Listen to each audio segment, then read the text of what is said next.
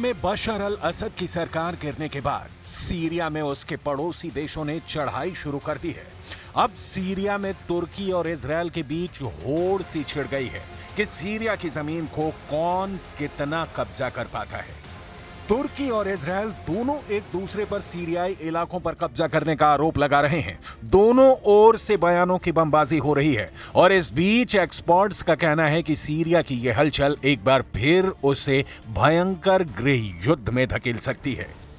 तुर्की के राष्ट्रपति रेसिप Tayyip Erdogan तुर्की की सेना को सीरिया पर आक्रमण करने का आदेश दे सकते हैं। रिपोर्ट के मुताबिक तुर्की के इस हमले का मकसद सीरिया से कुर्दों का नामो निशान मिटाना होगा।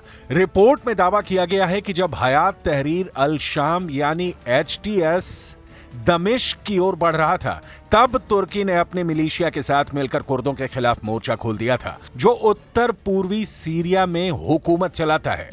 और अब तुर्की की सेना पूरी तरह से उस पर आक्रमण के लिए तैयार है। सीरिया में तुर्की का हमला क्यों?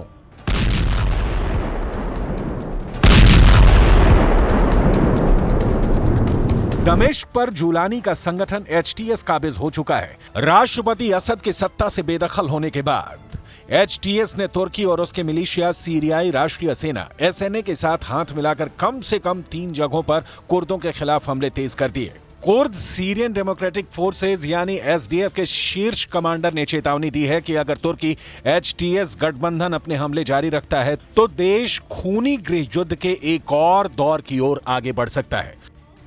वॉल स्ट्रीट जर्नल ने अमेरिकी और कुर्दों के हवाले से एक रिपोर्ट छापी है, जिसमें बताया गया है कि तुर्की की सेना और मिलिशिया कुर्द नियंत्रित सीरियाई इलाके के साथ तुर्की की सीमा पर आक्रमण के लिए जुट गए हैं। सीरिया में इस्लामिक स्टेट के खिलाफ युद्ध में कुर्द बल अमेरिका के मुख्य सहयोगी रहे। हालांकि तुर्की सीरियाई कुर्दों को दुश्मन मानता है और SDF को कुर्द समूह PKK के बराबर मानता है, जिसे वो तुर्की के अंदर विद्रोह के लिए दोषी ठहराता है और एक आतंकवादी समूह मानता है।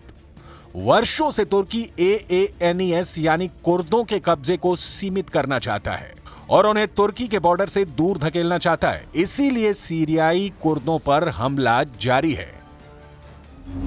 तुर्की का तोपखाना कमांडो है तैयार। वॉल स्ट्रीट जर्नल ने यह रिपोर्ट वरिष्ठ अमेरिकी अधिकारियों के हवाले से छापी है, जिसमें बताया गया है कि तुर्की ने सीरिया के बॉर्डर पर अपने कमांडो और तोपखाना सहित अपने सेना और मिलिशिया को तैनात कर दिया है, जिससे लगता है कि तुर्की ने सीरिया पर बड़े आक्रमण का मूड बना लिया है। यह रिपोर्ट तुर्की और कुर्दों के अमेरिका की मध्यस्थता में हुए युद्ध विराम के टूटने के बाद आई है। वहीं फॉक्स न्यूज ने रिपोर्ट किया है कि तुर्की ने कुर्दों को बताया है कि युद्ध विराम समाप्त हो गया है और कुर्दों से कभी भी उनका युद्ध छिड़ सकता है। ऐसा इसलिए हुआ क्योंकि कुर्दों ने कोबानी को लेकर तुर्की के प्रस्ताव को मानने से इनकार कर दिया। तुर्की के आक्रमण की तैयारी से कुर्द सजग हैं।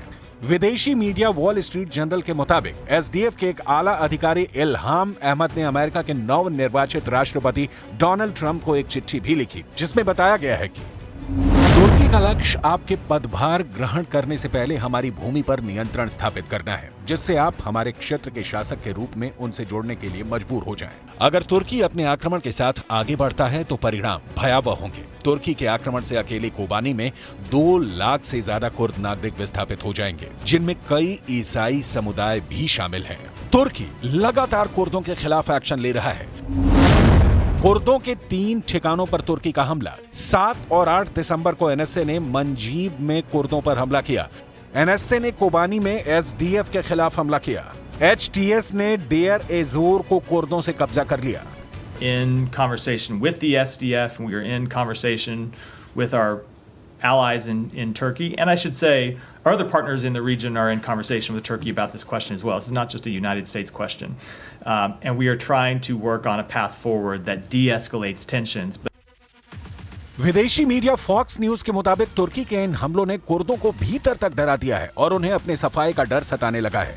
तुर्की ने कोबानी की ओर बढ़ना शुरू कर दिया है और इसे अगर जल्द नहीं रोका गया तो ये बेहद खतरनाक हो सकता है, जो सीरिया में कुर्दों के अस्तित्व को खतरे में डाल सकता है। इससे तुर्की में भयानक गृह युद्ध भी छिड़ सकती है। Understand the very legitimate concerns that Turkey has about the terrorist threat that the PKK poses. We understand the very legitimate concerns that Turkey has about the presence of foreign fighters inside Syria. एक तरफ Syria में तुर्की के लड़ाके और सैनिकों के बम, गोली और बंदूक गरज रहे हैं, तो दूसरी ओर तुर्की के नेताओं की जुबान भी चल रही है। तुर्की ने हाल ही में इजरायल के दक्षिणी सीरिया के गोलान हाइट्स पर कब्जा करने की निंदा की। तुर्की ने अंतर्राष्ट्रीय नियमों को तोड़ने के लिए इजरायल को घेरा। इसके जवाब में इजरायल ने तुर्की पर आरोप लगाया कि वो आतंकी समूहों की मदद से उत्तरी सीरिया के कुछ हिस्सों पर अवैध रूप से कब्जा कर रहा है। इजरायली विदेश मंत्रालय ने अपने बयान में कहा कि तुर्की के इशारे पर कुछ गुटों ने उत्तरी सीरिया के 15% इलाके पर नियंत्रण कर लिया है। एक और कब्जे को लेकर तुर्की सीरिया में हर दिन बढ़ता जा रहा है, तो दूसरी ओर इजरायल के जहाज भी लगातार सीरिया में शोलों की बरसात कर रहे हैं। तुर्की में नेतन्याहू वर्सेस एर्दोआन। इस वक्त सीरिया के आसमान में इजरायल की एयरफोर्स बहुत एक्टिव है। इजरायल के F-15 फाइटर जेट लगातार उड़ान भर रहे हैं और इनको ऐसे ऐसे बमों से लैस किया गया है जिनसे ऐसे धमाके हो रहे हैं कि सीरिया की सेना को मिट्टी में मिलाने वाले इजरायली अटैक ने तेहरान तक दहशत फैला दी है।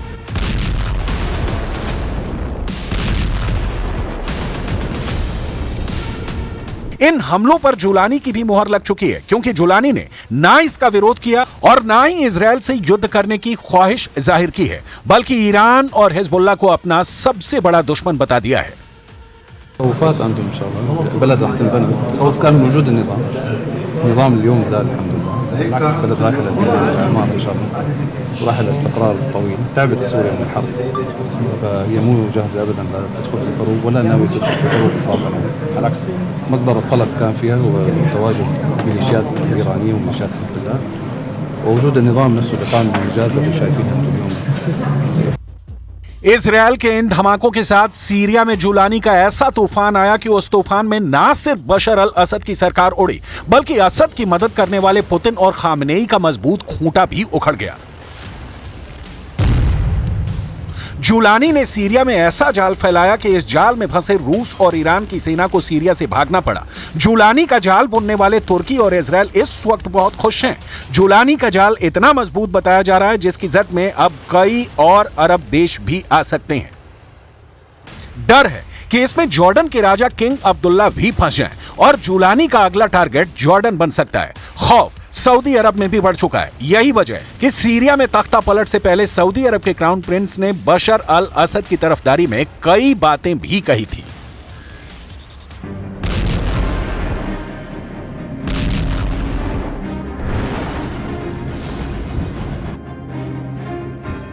جستجوی منافع بلند پروازانه و زیاده خواهانه خود قرار دهیم. ما رفته بودیم تا اجازه ندهیم عزت مسلمانان تخریب شود. به محض اینکه نظام سوریه سقوط کرد دیدید چه اتفاقات ناگواری در حال رخ. सवाल ईरान पर भी है। आखिर जिस ऑपरेशन ट्रू प्रॉमिस को दोहराने की वो बार बार वार्निंग दे रहा है, उसका क्या हुआ? खामेनेई और उनके जनरल इस बात से बहुत ज्यादा बेचैन हैं कि सीरिया उनके हाथ से निकल गया।